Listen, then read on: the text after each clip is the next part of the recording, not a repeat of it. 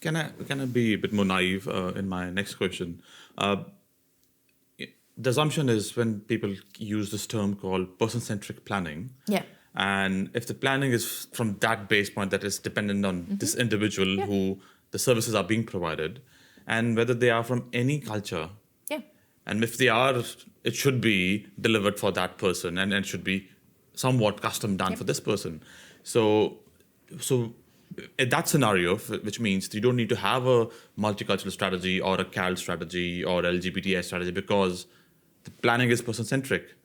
You're understanding this person's need and then giving care and services around this person. So why? So how does these two live together? 100%. And the problem is, and actually person-centered care is now in the actual act, Yeah. like the acts that we're having. So that's how strong. But we always had person-centered care aims.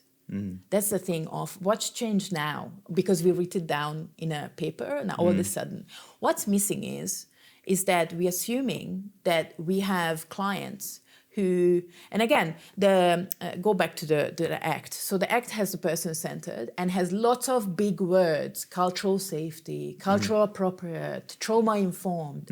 But neither the act nor the standards actually describing what that means.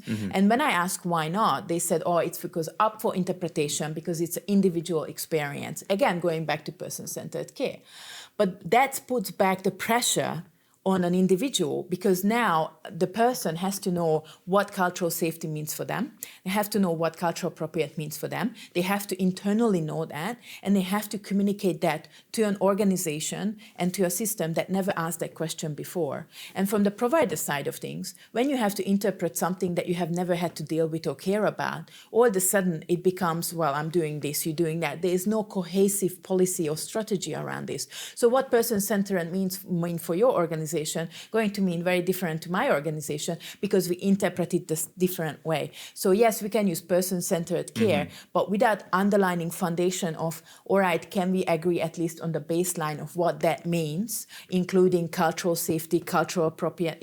I had situations where we're still defining these basic words. They're still asking, what does cultural appropriate means for you?